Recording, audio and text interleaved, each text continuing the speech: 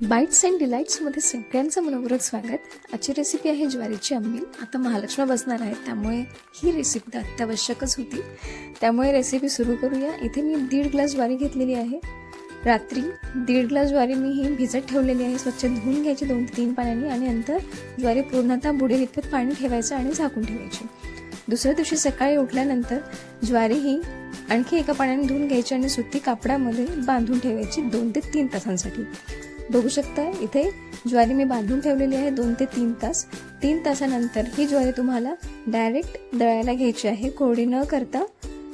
बरेच लोक कोरडी करतात, पण कोरडी न करता तुम्ही हिला दळून घेऊ शकता। जाडसर वाटून घ्यायची आहे। बघू शकता इथे जाडसर वाटण तयार करायचं आहे। या प्रकारे त्यात घालण्यासाठी लागणार आहे तुम्हाला 2 अद्रकचे तुकडे, 4 ते 5 लसूण पाकळ्या आणि 5 ते 6 हिरव्या मिरच्या। हे बारीक करायचं आणि या ज्वारीच्या जाडसर पिठामध्ये घालायचं आणि पुन्हा एक वेळ फिरवून एकजीव करून घ्यायचं।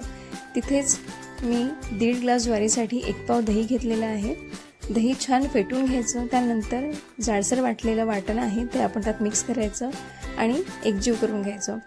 एकजीव झाल्यानंतर मोठं भांडं घ्यायचं, एक गंज घ्यायचा जाड बुडाचा, त्यामध्ये 1.5 ग्लास ज्वारी होती तर त्यासाठी मला 5 ग्लास इथे पाणी लागलं आहे। 5 ग्लास पाण्याची मी उकळी काढलेली आहे।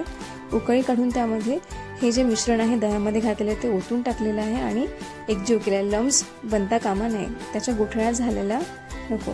यामध्ये तुम्हाला चवीनुसार मीठ घालायचं आहे आणि इथे सुकं नारळ न वापरता ओलं नारळच वापरावं।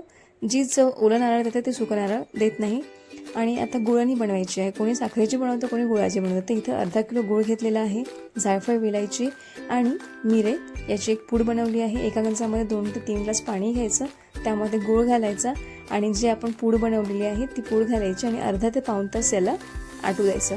अर्धा ते पाऊण तास झाल्यानंतर तुम्ही जी गुळणी बनवली आहे त्यामध्ये विलायची, मिरे हे जाडजाड असतात, दाताखाली आले की ते चांगलं लागत नाही, त्यामुळे याला गाळणीने गाळून घ्यायचं आहे। या प्रकारे आंबील आणि गुळणी तयार झालेली आहे। कोणी गुळणी त्यामध्ये घालूनच मिक्स करून सर्व करतो किंवा पहिले आंबील देतात आणि त्यावर गुळणी, तर मला मोस्टली हेच आवडतं की आंबील आणि त्यावर गुळणी, म्हणून मी या प्रकारे सर्व केलेलं आहे।